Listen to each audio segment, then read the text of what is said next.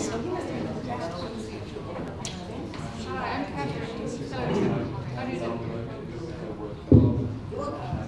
evening and welcome to the Harry Bennett branch of the Ferguson Library. My name is Alice Knapp and I'm president of the library. As I talk, please take this opportunity to turn off your phones or turn them to the silencer. And I just wanted to welcome everybody to our Civility lecture series. This has been ongoing with our partners in the Dylan Schneider Group and Hooters Media for since 2012, and we always have fantastic leaders come here and speak. And we consider it one of our signature lecture series, so welcome to it. And I just wanted to let you know that on, I believe it's June 2nd at 1 o'clock, we are holding a dialogue here at the Harry Bennett branch on the future of public libraries. And it's a part of our strategic planning process for the next 3 to 5 years. And you are all invited. There'll be information in our newsletter. So if you're not signed up to get our newsletter, please do so, and you'll get information on this. But with that, I'd like to introduce Joe Pisani from the Dylan Schneider Group.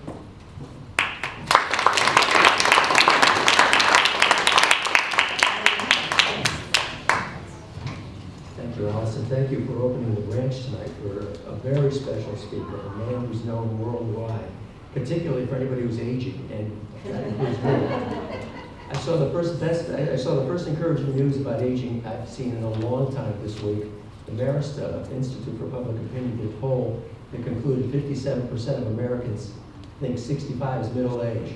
Now that's reason to be happy. As I said, Dr. Ken Dychtwald is a foremost authority, not only on aging, on longevity, lifestyle, marketing, healthcare, and the workforce implications of what he would call the age wave. He's a psychologist, a gerontologist, and best-selling author of 16 books on age-related issues. He's currently writing The Longevity Economy, Tomorrow's Biggest Market is Hiding in Plain Sight. Since 1986, he's been the founding president and CEO of WageWave, a firm that he created to guide companies and government groups in product service development. His client list includes more than half of the Fortune 500. He's helped in such areas as pharmaceuticals and medical devices, automotive design, retail merchandising, financial planning, and health insurance. He's recently been honored by Investment Advisor as one of the 35 most influential thought leaders in financial service industry for the past 35 years. Dr. Dychtwald, a fellow of the World Economic Forum, and he was a featured speaker at 2 White House conferences on aging. During his career, he's addressed more than 2 million people worldwide. He's spoken to corporate association groups, social service groups, government groups, and his predictions and ideas are regularly featured in leading print and electronic media globally. So join me in welcoming Dr. Ken Dychtwald.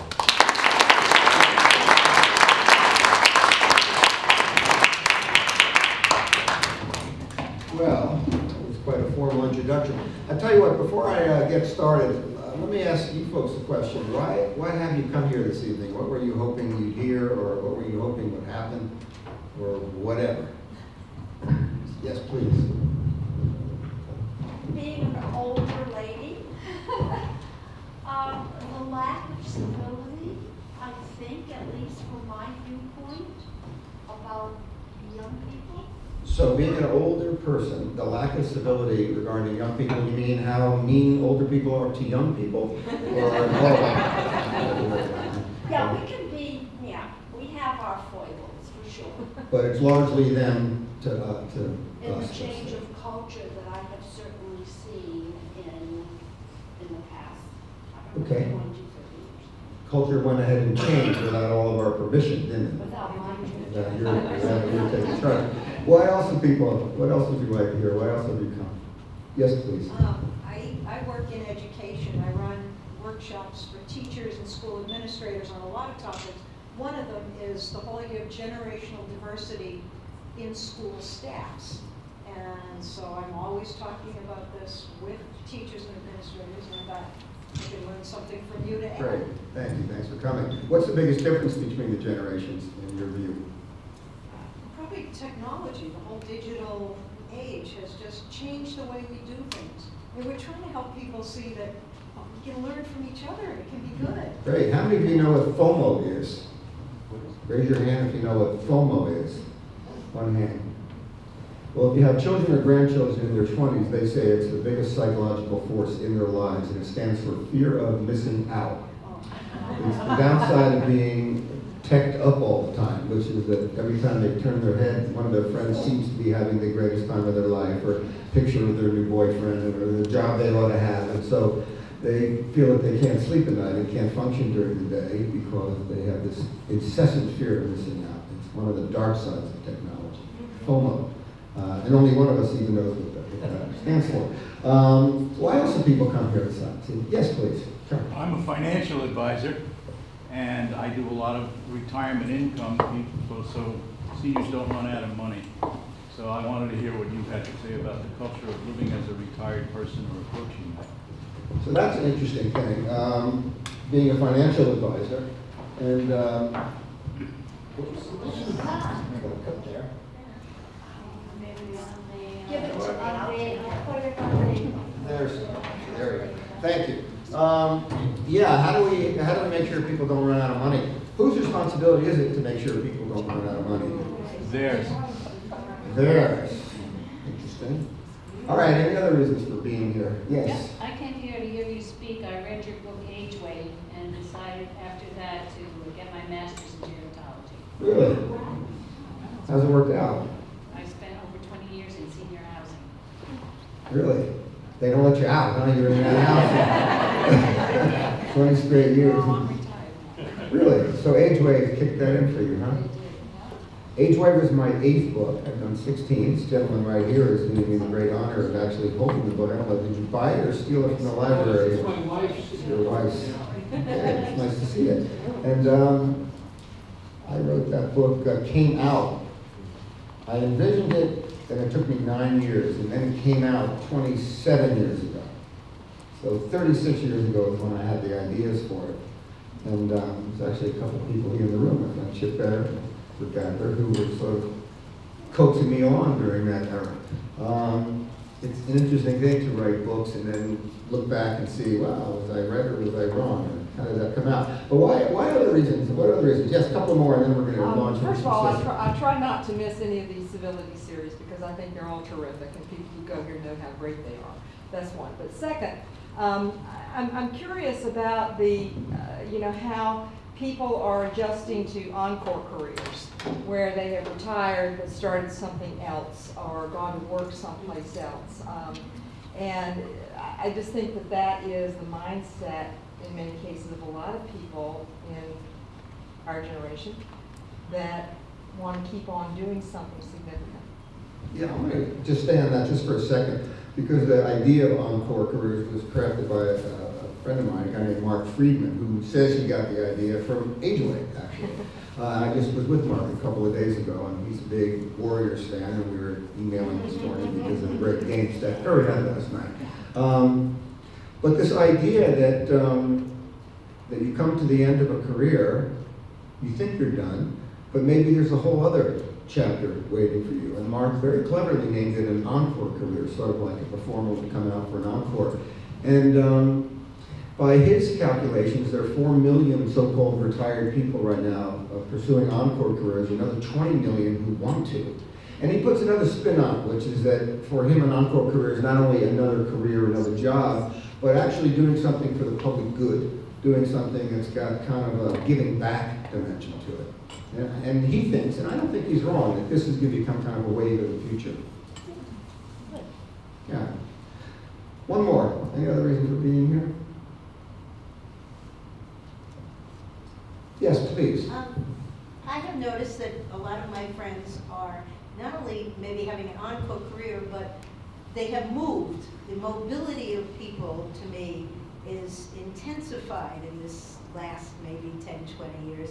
I have a lot of people I know who are not only starting a new job, but in a whole new place. They've just left where they've been for the last 40 years or whatever and moved somewhere else and started all over again.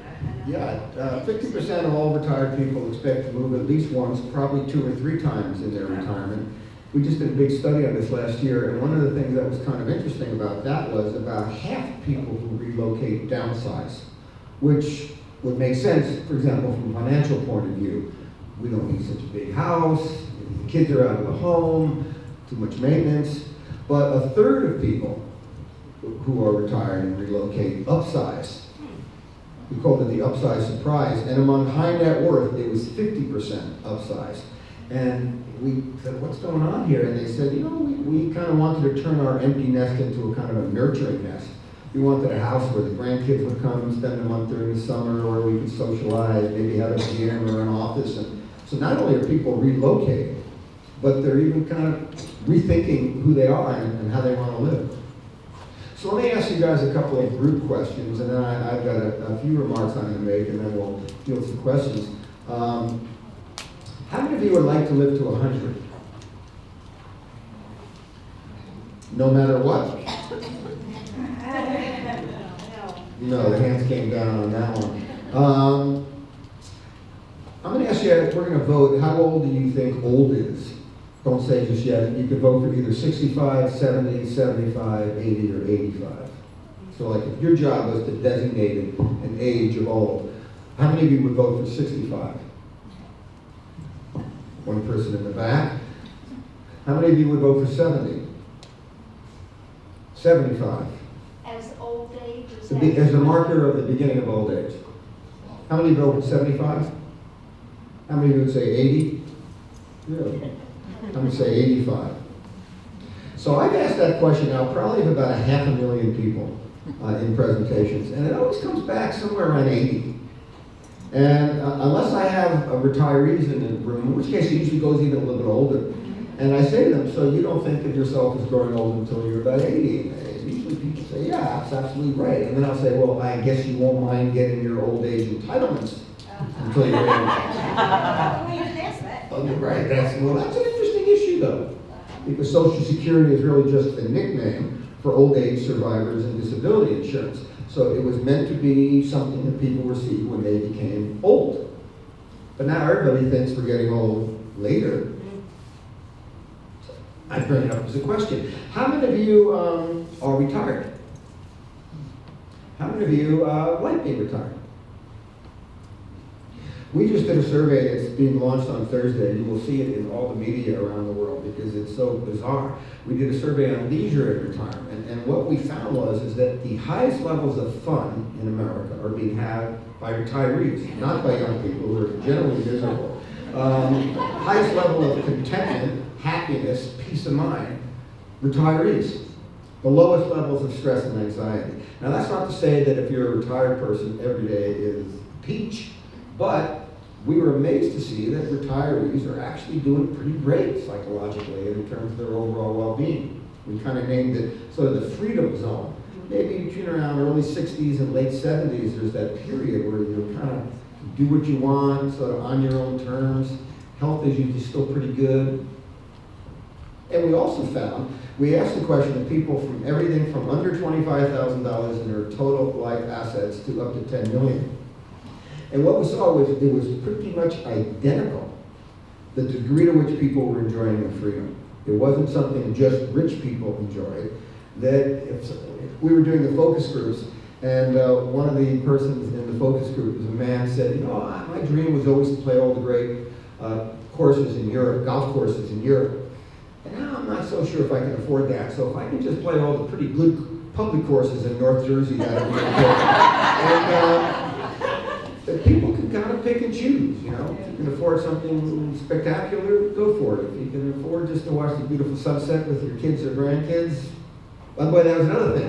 The retirees were a time and a half more likely to say they really wanted to and were likely to enjoy their time if they traveled with their grandchildren, but not with their children. That was another interesting tidbit. All right, so let me lay out a few ideas, and then tied to this issue of civility. And I must say I've never given a talk on civility before. So Bob Dychtwald, who's a friend, asked me to do this. I thought, well, I'm going to give that some thought, and I'll see what comes out. So are you guys okay with me covering a little bit of ground here? First, I want to set the stage. I have now been studying this whole issue of aging and longevity. I began in 1974. I was 24 years old, and I initially went to school to be a physicist, and then I switched over and became interested in psychology. And when I was 22, I wrote my first book, a book called Body Mind. It was about the psychology of the body. And then when I was 23, I got asked to head up a big research project for the National Institutes on Health, on a word that a couple of us made up, holistic health. We invented the idea of holistic health. And the initial project was to see to what extent older men and women could be brought to a higher level of health and vitality through using things like yoga and meditation and Tai Chi and nutrition and things like that. But then I spent my first 15 years in the not-for-profit sector, and then became really curious about the demographic changes to come. When I began in the field of gerontology, aging was about the elderly. But then I began to think of aging as the life course, and the choices we make along the way that cause us to turn out one way or another. But then I became fascinated by the demographic dimensions. What happens when people live longer? What happens when cultures who have always been made up by young people increasingly become older? And that led me to be fascinated by business, because as we envision more people living longer, we begin to realize that our marketplace has been profoundly organized and focused on the needs of youth. And I could go wild on that one. I mean, these steps were not designed for an older person who might have a hip problem. They're designed for the ergonomic path of young people. The length of time it takes for traffic lights to change is geared to the swift movement patterns of young people. The chairs you're sitting on were designed for the body of a young person. Although they're not bad because they've got arms to them so you can get up. A lot of public chairs, if you try to get up and you're a little bit less sure of yourself, you can't do it. There's a buzz in this room. It's very modest, but there's a buzz in the room from the lights. So if you've lost some of your auditory range, and we all have, this becomes, even though it's a beautiful public library, maybe not the ideal place to hear things clearly. And many public environments are even worse. Size of the typeface in the printed materials. I mean, I finally gotten to an age where I read the journal, but I can't read it anymore because the typeface is too small. And how nice a thing is something like an iPad, which wasn't designed for people in my age group. You could modify the sizing of the typeface so you could read it easier. Our medical system, believe it or not, wasn't geared for long-lived people. We have 50,000 pediatricians in America, but only 5,000 geriatricians. And 97% of all the doctors who are going to graduate from medical school this year will not have taken one elective in geriatric medicine. For many years, I ran a thing called the Alliance for Healthy Aging, which is actually another phrase I made up, healthy aging, that we work with medical directors from all the managed care insurance groups in the country, 55 of them actually, which is most of them. And the medical directors would always say that, boy, a pretty large chunk of the work they do with older people are do-overs. I said, how big a chunk? They said, about half. What do you mean do-overs? Well, older people are really hard to understand. They're taking different drugs and they've got this problem and that problem. And trying to figure out how to do really excellent medicine with older people, it's hard. But it's like, yeah, isn't that the point? To be really great at that so we can be healthy as we live longer. So what struck me during those decades was that this aging of the population wasn't going to simply be a matter of more older people. It would be a different kind of panorama of life. And also, all of the things in our lives, buttons, phones, utensils, automobiles, houses, communities, political systems, governments, economies, would be altered. So I spent these last 42 years, almost sort of like a nut job, trying to make sense of it all. Along the way, I've had the good fortune of meeting a lot of interesting people. I've gotten to meet or interact with or work with 6 of our presidents over the years, about half the Fortune 500. And here's some of the things that I'd like to share with you. And then I'm going to tie them to intergenerational civility. One of them is we're kind of in a new frontier. And I'm sure you've all thought about this a little bit personally, but let me just sort of frame it a bit. Throughout 99% of all of human history, the average life expectation worldwide was under 18. When we signed our Constitution's getting a lot of airtime this year, the life expectancy was 37. The median age was 16. That doesn't mean that there weren't 40 and 50 and 70-year-olds. There were some, but not a lot. And when people thought of a life was maybe 40 years, maybe 50 years. And so throughout all of history, we've lived in a world, almost like if you remember Gulliver's Travels, that was designed around the form and fit of youth. Yet, extraordinarily, during the end of the 1900s, in the last century, we began to see some breakthroughs. Public health. We began to create cleanliness, and life expectancy started going up as children were less inclined to die. It used to be that 1 in 5 children died in childbirth, and that began to diminish. And we had this extraordinary breakthrough with penicillin. And all, because one day Fleming had a runny nose, and I know some of you are physicians, and his nose ran into one of the dishes and led to a breakthrough that changed history, Who knows where breakthroughs come from. But penicillin came along, and all of a sudden, terrible diseases that would have wiped out entire communities and cultures could be handled with a shot of penicillin. Then, because of World War I, we began to play with various technologies that allowed us to put people to sleep longer. Anesthesiology came along, and then we could do more sophisticated surgeries. And the whole world of surgical medicine just came alive, and then pharmaceuticals came alive. And then due to refrigeration, how many of you remember a television show, The Honeymooners? Okay, what kind of refrigerator did they have in their kitchen? Icebox. Exactly.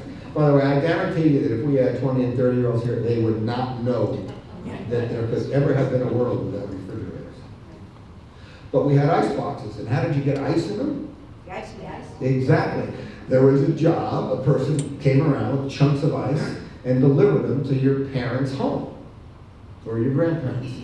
And all of a sudden we had refrigeration. Now, okay, so fine, but that altered the food industry.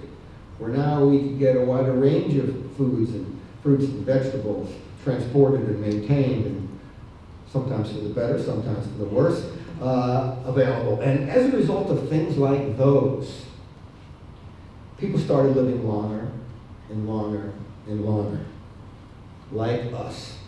Oh, by the way, that's one of the craziest things that happened in these last 42 years as I've been studying aging. I got older, and I have to tell you, I really didn't expect that. For some reason, I was like, well, that's not going to happen to me. But then when I got, invited into Medicare, which I must say I completely do not understand. I'm supposed to go to Mr. Ageway, won all these awards. I got all the paperwork. I had no clue. A, B, donut holes. I don't know what they're talking about. And so we began to live longer. And in fact, 2/3 of all the people who have ever lived past 65 in the entire history of the world are alive today.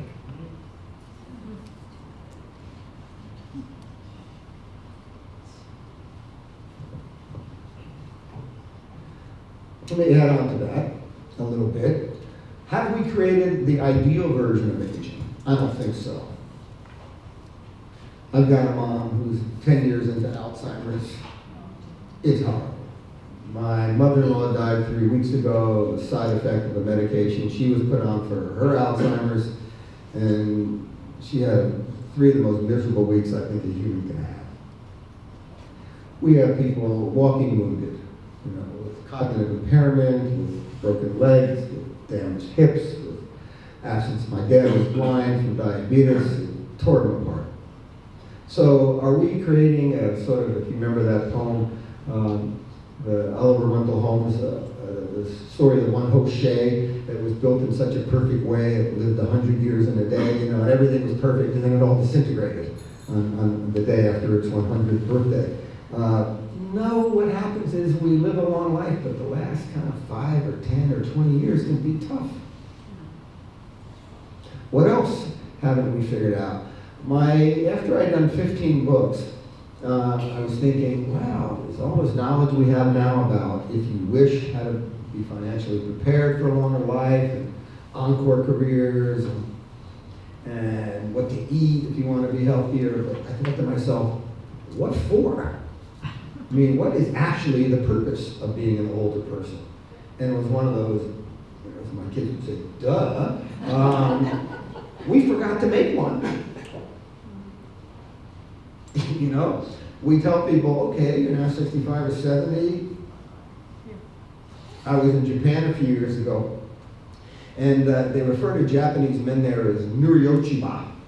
And I don't speak Japanese, but I assumed, because I've seen all the movies, that must mean, oh, great elder sage or something like that, oh, great wise man or something. So I'm there a few days, and you know, Japan has got the highest life expectancy of developed nation in the world. By the way, there's 40 countries that live longer than we do. And they've got a 1.2 birth rate. I was in a meeting several days ago where somebody reported that in 200 years there will be 17 Japanese people left. But there will only be 17 Italian people left because their birth rates, Italy birth rate is also 1.2, as is Singapore's. So people are living longer and you're not replacing with more young people. So Japan, Nuryochiba, and finally on my third day there I said to my translator, what does Nuryochiba mean in English? Clinging wet leaf. So that was an odd sort of thing, which is that we're making old people, but we're not sure how to make good ones, and we're not sure what to do with them.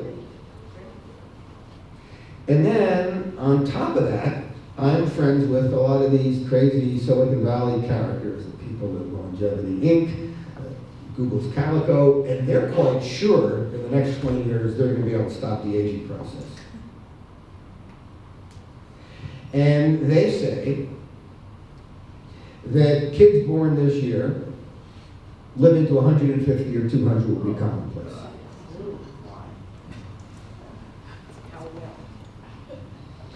How well? I don't know. I probably won't get to see either. Now, you might say, do I believe that? I do.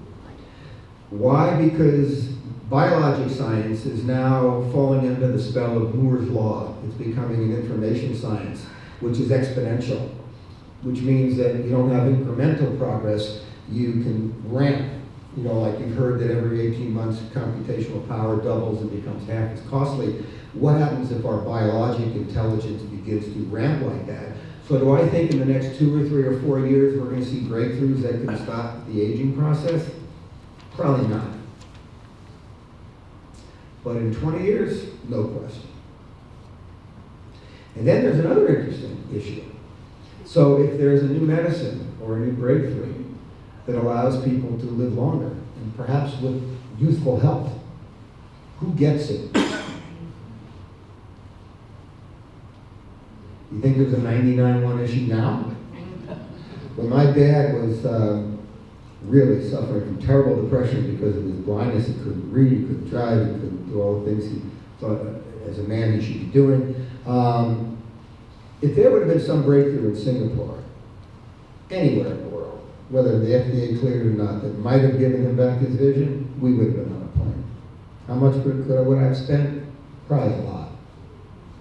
If you had somebody you love with an illness and you heard there was a breakthrough technology, you had to pay for it, you'd probably do that. Or you might. Or if you couldn't afford it, you'd be angry.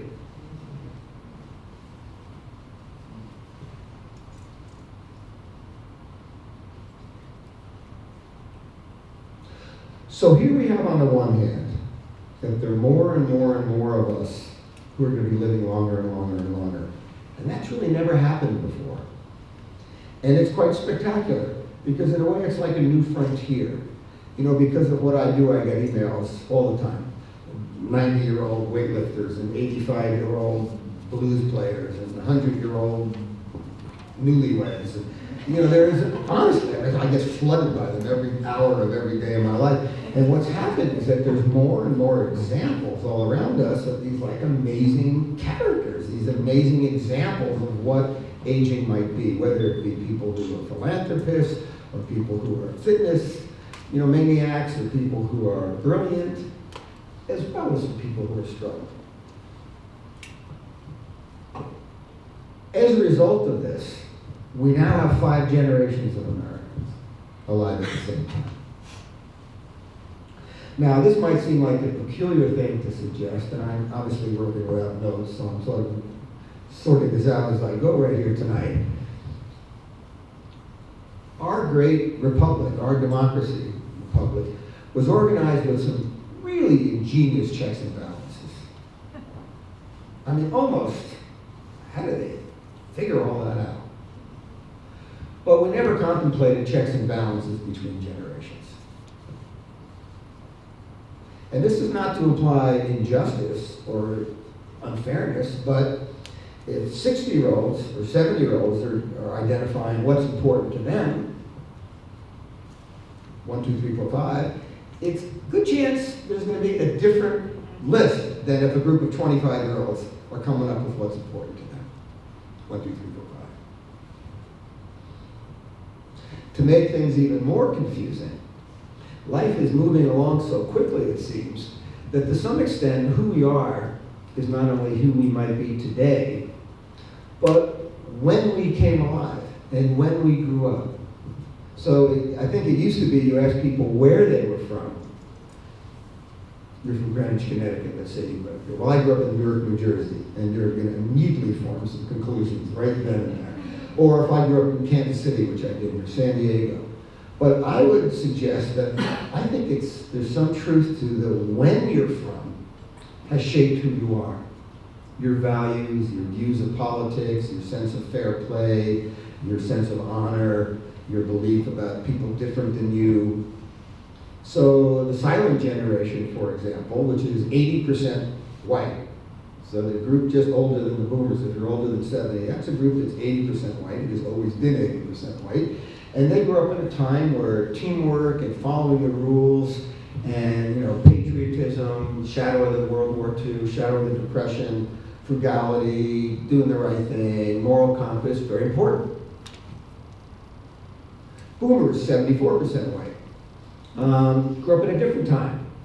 Enormous prosperity after World War II, a sense of affluence, middle class, everybody's going to have a Barbie doll and a hula hoop and a coonskin cap or Mustang convertible or house in Greenwich, whatever. By the way, the older generation, having been brought up in a time of frugality and financial uncertainty, were active savers. Didn't make them very good consumers, but they saved. Boomers grew up thinking that everything was going to turn out great and were very aggressive consumers, haven't saved much of anything. In fact, 50% of all people in pre-retirement over the age of 55 right now have zero saved for retirement. Zero. And by the way, we even measure our economy on how much money we spend. We had a good year. People were spending, savings rate was zero, but there was a lot of stuff bought. It's peculiar. Or debt is considered a thing we're comfortable with. And a lot of people think, well, I'm going to be in debt too. But if you want to retire, live 20 years. And then you've got this Gen X, which sort of got lost in the shuffle. Well, it's only given a 15-year span. It's about 65, 67% Caucasian. They grew up in a time of technological breakthrough, science for them. They saw our NASA system sort of not do so well. They had the highest level of divorced parents in the history of the world. They've sort of grown up believing you got to fend for yourself because organizations and economies and governments aren't going to be there for you. And then you've got this millennial generation, which is 54% Caucasian.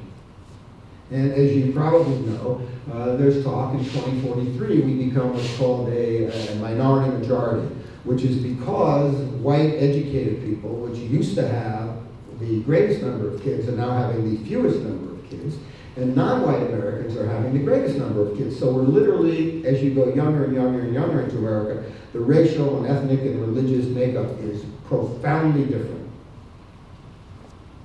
And I'm not here to say better or worse, different. The big joke that demographers tell is that the average Miami citizen is born a Jewish boy, born a Hispanic boy and dies a Jewish woman, you know? And there's no slur to that. It's just, you know, that older people are, depending on where you are, and younger people are different.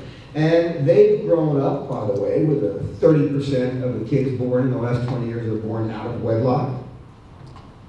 So it's not, if you tell me that my mom and dad should have been married, my mom and dad were married, by the way, were married for 71 years before my dad passed. But if you tell me my parents should have been married, but they weren't. So are you saying that therefore I'm not a good person, or I'm not an American, or you don't care about me? Because I'm trying to, you know, make the best of my life. And also, this young generation have grown up in a time of kind of intense technological acceleration, without a whole lot of thought given to whether that makes people happier, healthier, more comfortable with themselves or not. It's just going random. I'm going to add one more layer to this and then tie it together for civility. So in addition to the fact that we're living longer, which means this extraordinary emergence of this new period of life. How many of you have read Nitzner's Hawaii? Remember that book? It opens up with these volcanic tectonic plates moving and these islands rise up in the South Pacific, which become the Hawaiian Islands. I mean, imagine the idea that because of these 20th century miracles, we're now seeing a whole new stage of life emerging where there pretty well never was one. And demographically, with enormous amount of gravitas and power. But also there's all the other generations of Americans. And to make things even slightly more complicated, when we're 25, or when we're 45, or when we're 65, we're in a different life stage, usually. You know, if you were to talk to me when I was 30, I wasn't getting married, I was not a father, I hadn't really made any money. I was thinking about how am I going to fall in love? Am I going to find a mate? And, you know, will I ever have a family? And can I afford to do this or that? And that's probably what young people have always thought about and are worried about. If you ask me when I'm 66, which I am, I'm worried about my mom. I'm worried about my wife's well-being. I'm worried about my kids going to turn out okay. I'm worried about going to the doctor and getting a bad report. You know, I'm worried about the market unraveling and all that I've earned going away. I mean, those are appropriate things to worry about when you're in your 60s. So if people are at different life stages, it's almost like we're in different planets, like a science fiction novel. So how do I, at 65, come to treat you, if you're 25, with great regard and respect? And how do you, if you're 25, and guess what? You might pray different than me, you might come from a different family than me, you might have different values than me because you grew up in a different time. How do you respect and regard me?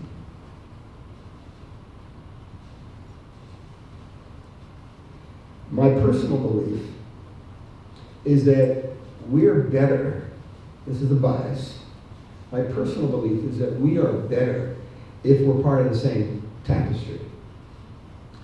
That in the old days, before the industrial era, all the generations were together all the time.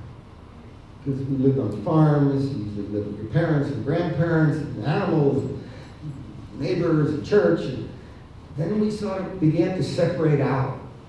And unfortunately, many people today don't come in contact with folks other than around their same age.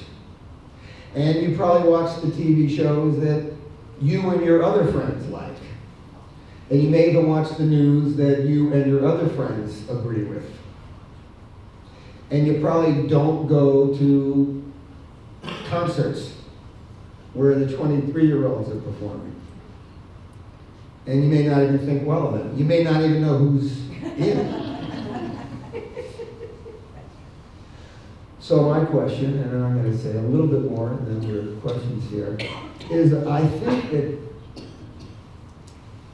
that this is a great moment in time where if we're going to live long in a culture that's accelerating, and each generation younger is sort of different than we were,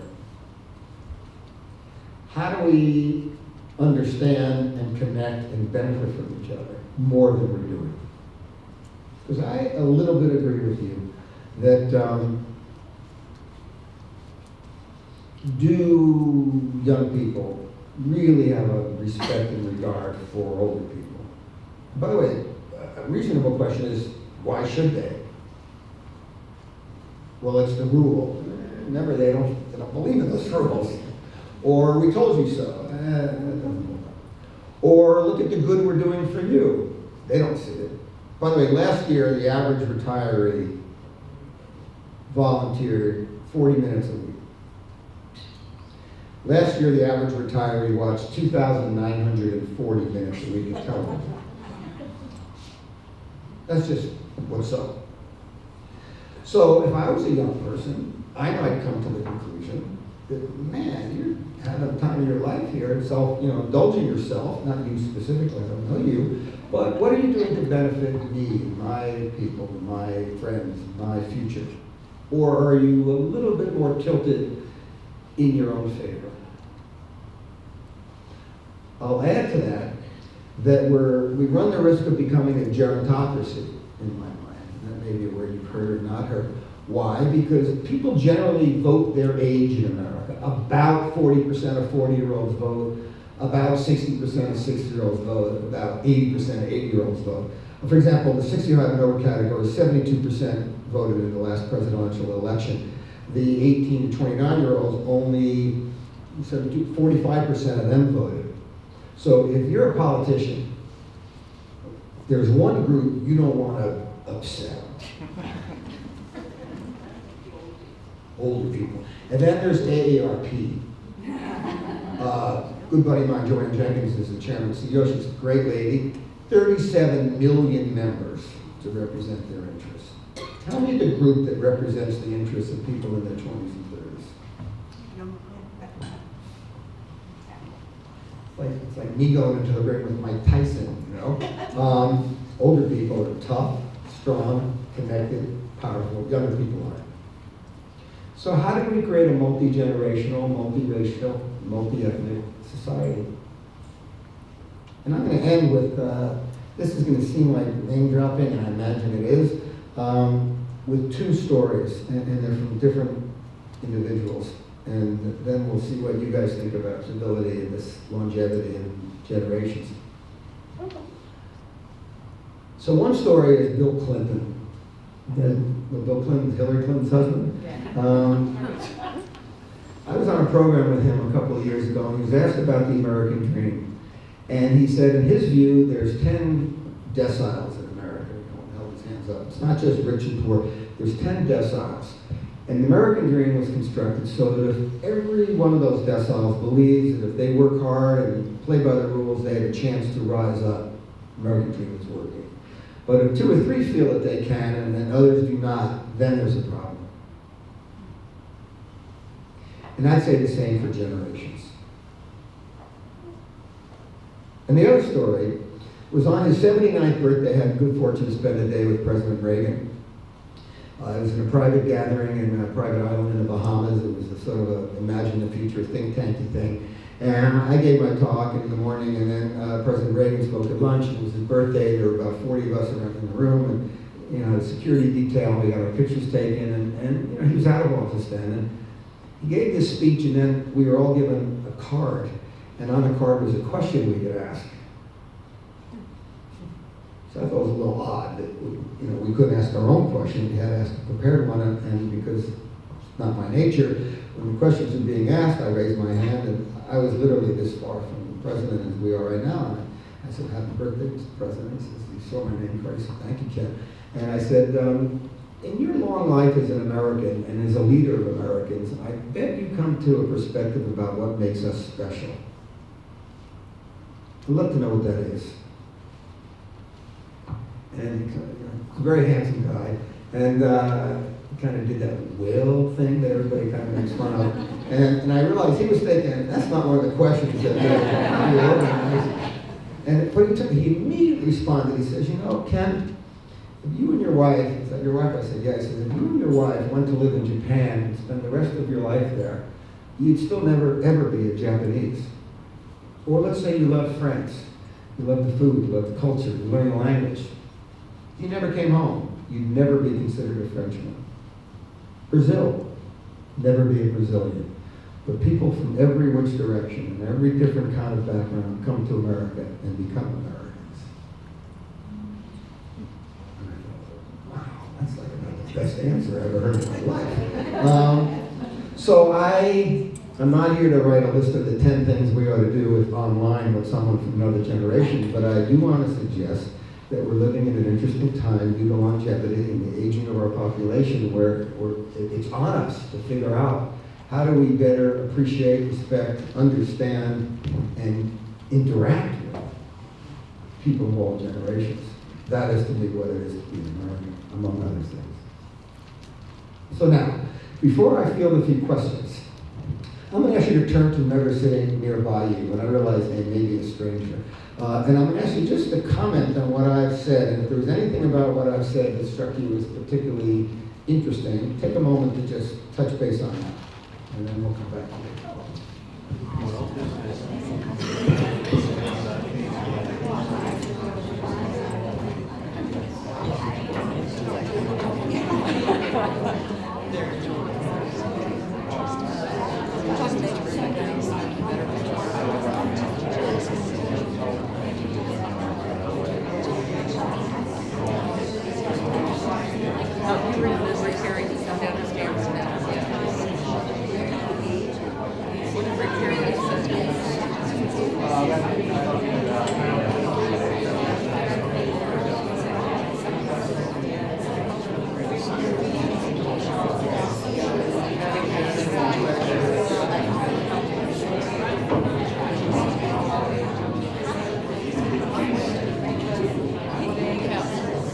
Okay, we just got a couple of minutes. And my purpose here tonight was not to somehow have all the answers. I don't really have all the answers, but I'm getting a little better at figuring out what the questions are. So, a couple of 3 questions. Anything? Yes, please. Okay, I have 2 questions.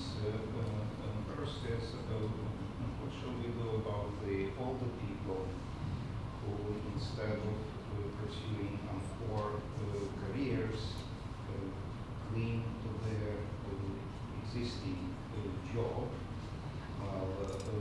for the reasons, of course, that first of all they are keeping healthy, or they are not ready financially to retire, and they feel, of course, that due to hidden age discrimination, Got it. Got the first question. They won't be able to get hired again, but the younger people feel that they are clogging up the positions, so the younger people can get hired or. Let me start on that one. What is your name? Dimitri. Hi, Dimitri. So let me go on this one. It had to do with what do we do with these older people who may not be pursuing encore careers but are holding on to their jobs longer, which may be clogging it up for young people, or they may think it is. So I'd like to give an answer on that.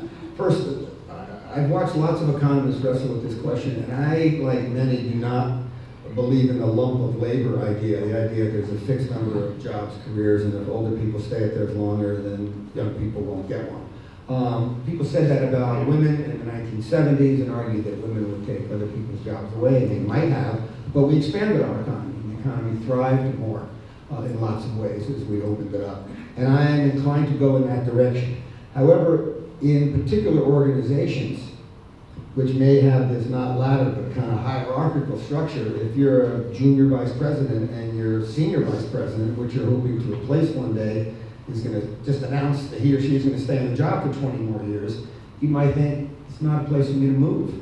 And I think that those of us in sort of those more tenured or older positions need to be more flexible and make room for new titles, new positions, and reinvent ourselves even within our jobs.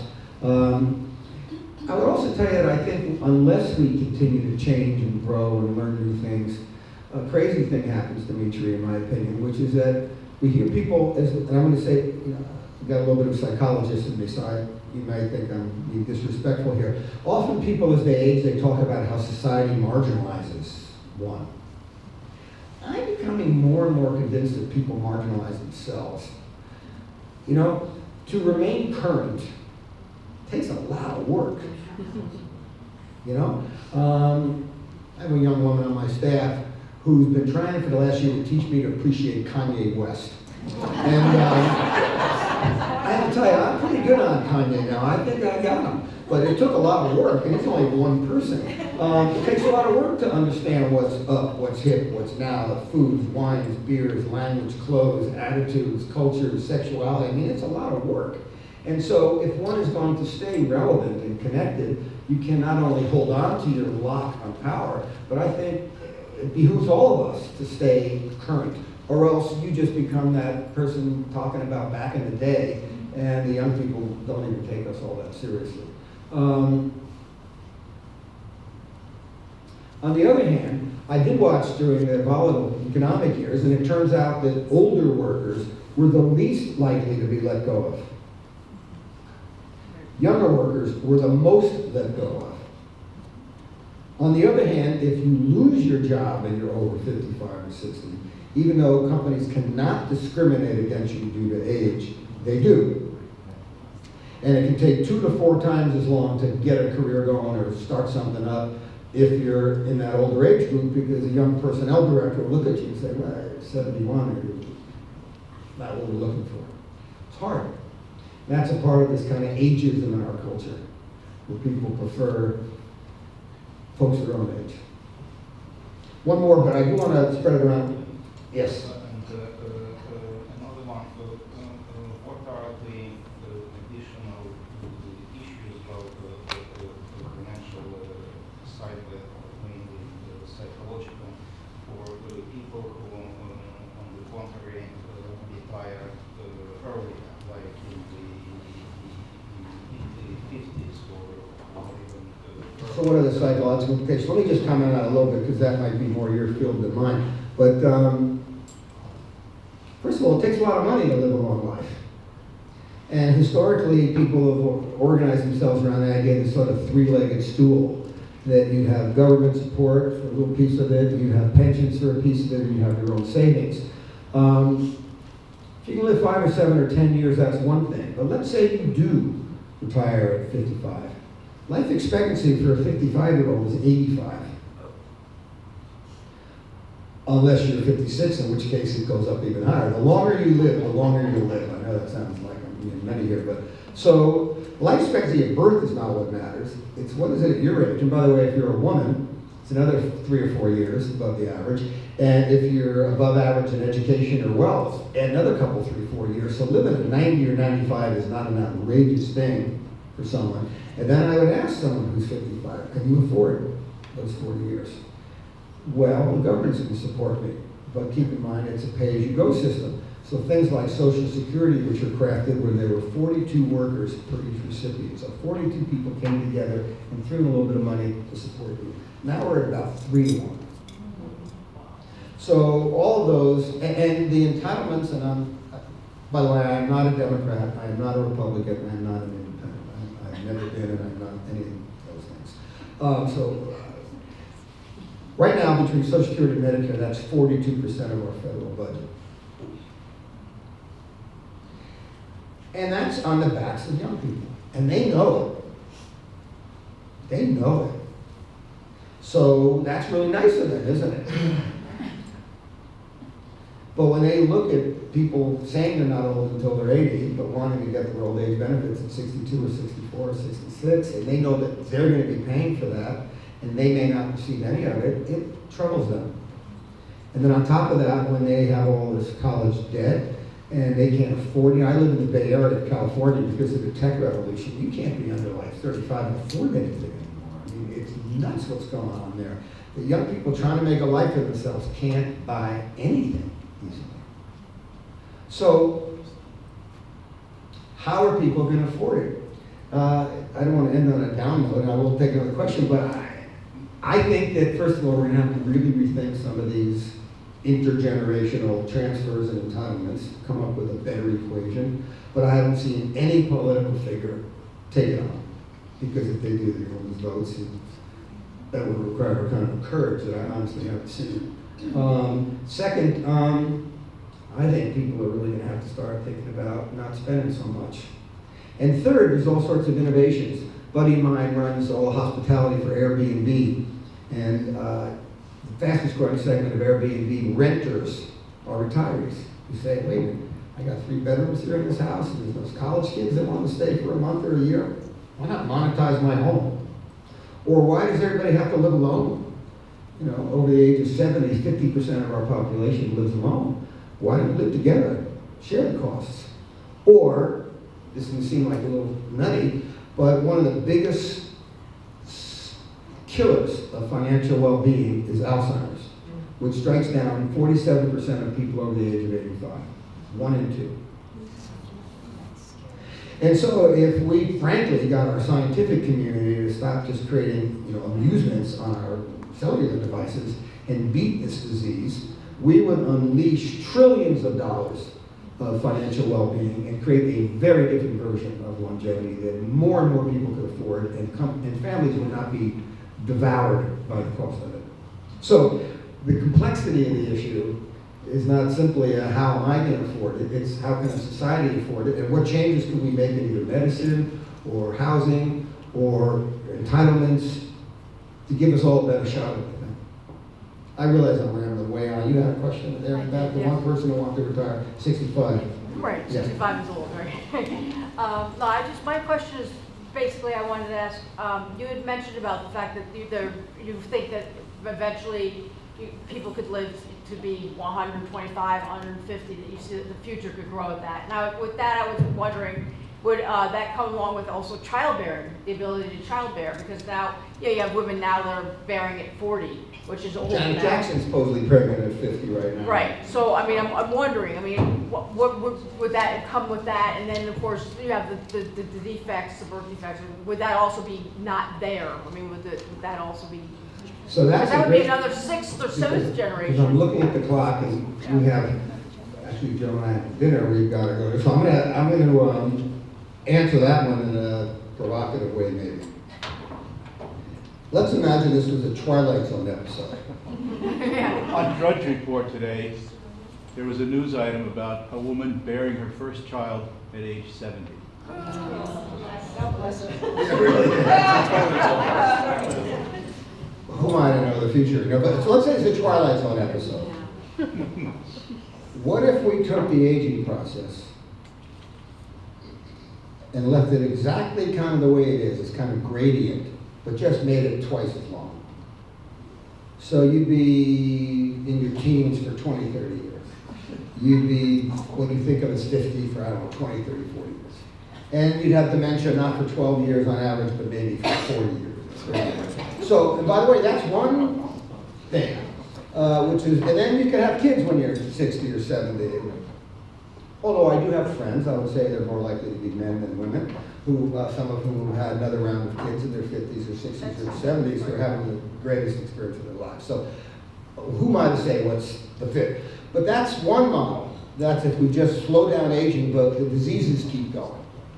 The other model, which goes to your question that you asked earlier, is what if we could tinker with things so that we not only I'm going to give you 3 choices. This is the second choice. We slow down the aging process, but actually strengthen the body's own, let's say, immune system, so that you, in a sense, we're ageless. Whether you're 50 or 70 or 90, it's pretty similar. And then when you reach an end point, things shut down. And the third model is we don't lengthen life at all. We just what they call squaring the curve. We have it be that if you live 80 or 70 or 90 years, there are going to be years where you're healthy, you feel pretty darn good, and you can afford it, and society works, and nobody's taking too much out of the pie, and that's what we ought to shoot for. Pick one, and then take charge.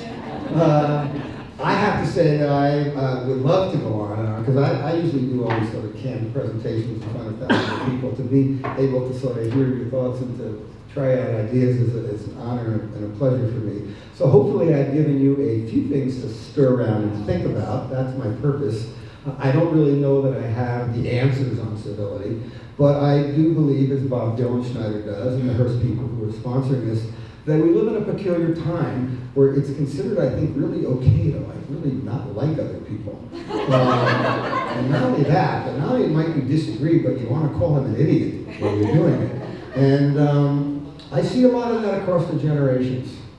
I see a lot of it across the generations. Disregard, disrespect. I'm seeing it politically. I'm seeing it in the voting styles. I'm seeing it in the way people talk. I wish we could aim a little bit more in the direction of kind of fair play and freedom, but also with a degree of kind of civil kindness and behavior. So, thank you all for being with me.